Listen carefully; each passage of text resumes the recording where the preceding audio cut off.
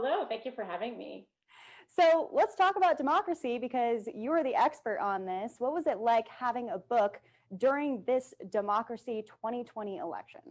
Yeah, well, it's been super exciting to see the issues that I wrote about in my book play out front and center during these elections. But it's also been kind of challenging because, I learned a lot from writing this book, and my research has taught me a lot about how our elections can run better and better represent the will of the people. And so I found myself really wanting to, see all those ideas implemented during these elections. So, for instance, there are 50 million Americans who are not registered to vote. And I really want to hear from all 50 million people. And so, I would love to see automatic voter registration across the country. We were so obsessed looking at the Electoral College, and yet there hasn't been a lot of debate about how the Electoral College really distorts our elections and puts so much attention on the battleground states and leaves the rest of the country, more than 40 states, just kind of spectators in this election. And, another issue that I would really like to see addressed is gerrymandering. So in about half of states in this country, politicians draw their own voting district maps. So that means they can draw the maps to benefit themselves and their buddies and their political parties. And so, there's some things happening behind the scenes and really in front of our eyes that I wish there was a little bit more criticism, discussion, and critique, and hopefully moving forward towards solutions too. Now, a lot of those are kind of things we need to think about here in America, but looking back at this election, what were some wins for our democracy, would you say? Yeah, well, I was super excited to see the high turnout. So it looks like about 68% of eligible voters voted in this election, and there was high turnout among both political parties. And so I found that really exciting. I really want to know actually what all Americans think, and I think our democracy functions best when all voices are heard.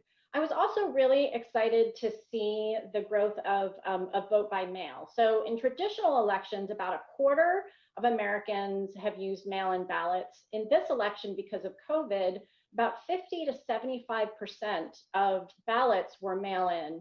And the reason that I really like vote by mail is, and I think it's actually linked with the high voter turnout, is that vote by mail is the most respectful way and the easiest way for Americans to vote. So you just get a ballot in the mail, you fill it out, you mail it back. If you're caring for children, if you're sick, if you're working, it's something that you can do on your own time in your own way, which is really kind of an American ideal, that individualism, which I really like in vote by mail.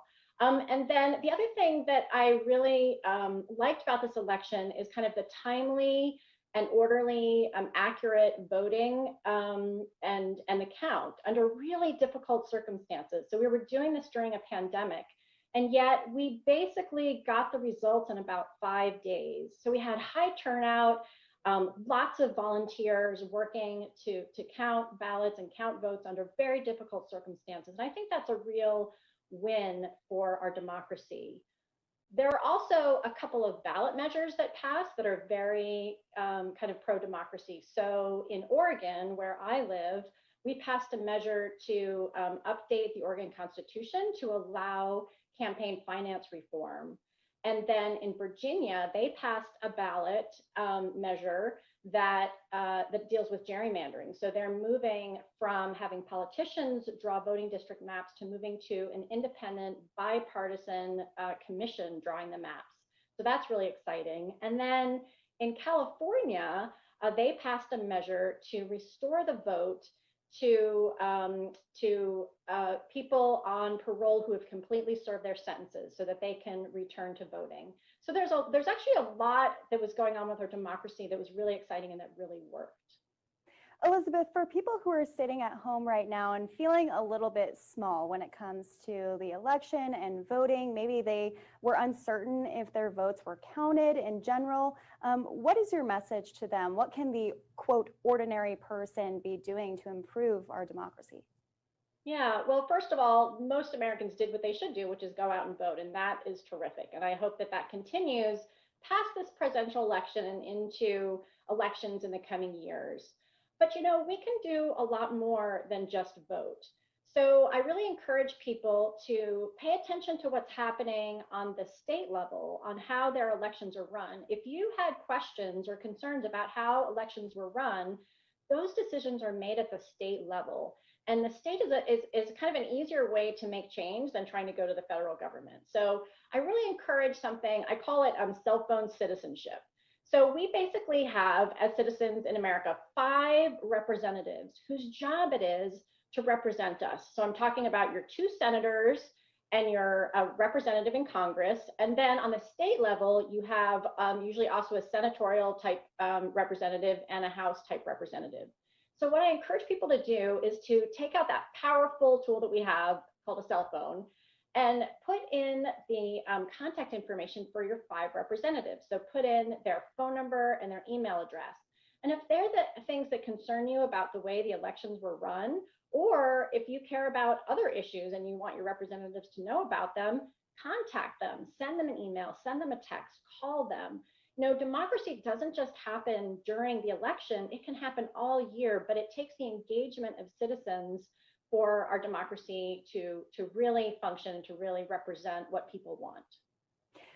Elizabeth, you created something called the 50 State Democracy Report Card to kind of accompany your book. Can you explain what that is? Is it a report card?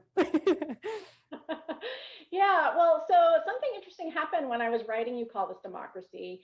I realized I had organized the book around different issues like the Electoral College and gerrymandering and the role of money in politics.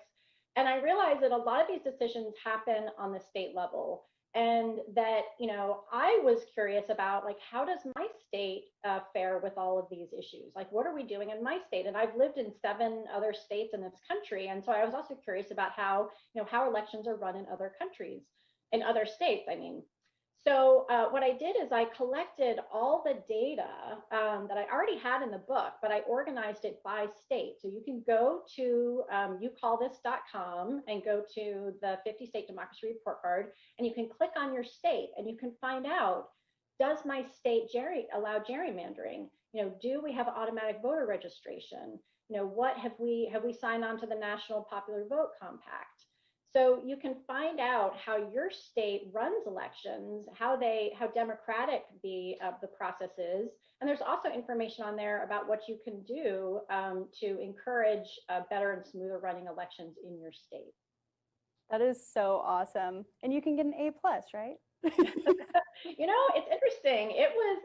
You could get an A+. I think we have a long way to go in this country to get an A+. I was surprised. I just put the data in and then ran the numbers, and I, you know, was really surprised that, you know, there were a few A's, a few B's, a lot of C's, a lot of D's, and a few F's. So there are a lot of states that put up a lot of barriers to voting, or let politicians have maybe too much say over how the voting district maps are drawn. And so there's a lot of work to be done. Yeah, lots of room for improvement. We love that, though. Well, it's no secret the holidays are right around the corner, and some of those conversations about politics are likely to hit the dinner table. Do you have recommendations on how to go about those conversations peacefully? Yeah, well, so I want to tell you a story from the book. There's a young woman named Katie Fahey, and when she was 26 years old during the 2016 election, and she was terrified for Thanksgiving because her family was really divided politically, and she just thought, you know, that the dinner would break out into a partisan brawl.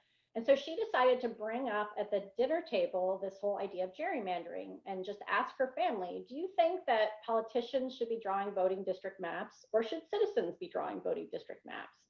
And it started a whole debate and discussion among her family. And she posted something on Facebook and said, hey, does anyone want to work on fixing gerrymandering in my state of Michigan? And her family and friends and lots of other people in the state rallied together and collected signatures, got a measure on the ballot, and it passed in Michigan. Actually, not this election, but in the last election, it passed an anti-gerrymandering measure. So what I take from that is that there are actually a lot of things that we as Americans agree on. We agree on one person, one vote. We agree on equal access and equal voice in our elections. And so we can talk about things like, who should be drawing voting district maps? What should we do about all the Americans who are not registered to vote? How can we make voting as easy and as accessible and secure as possible? And these are things that we can discuss across political spectrums. And in fact, there's a lot of support across both Democrats and Republicans for a lot of the reforms that I talk about in You Call This Democracy. 70 to 80 to 90% of Americans support a direct election of the president, and that's equal numbers of Republicans and Democrats. Most Americans want citizens to be drawing voting district maps.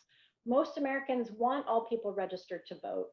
And so, I think it's a time, instead of talking about particular candidates, maybe talk about how we can make our elections function more smoothly and better represent the will of the people. It's kind of a tough time right now. A lot of people are frustrated with one thing or the next. Do you have a message of hope to all the people who are sitting at home feeling down on where the country is at right now? Yeah. Well, with all the challenges that we faced this year with the pandemic and unrest, we were still able to come together as a nation, and millions, record numbers of Americans voting and having a say in our democracy. And that really matters. Our democracy thrives when we are involved, and we came out and raised our voices, and that's good.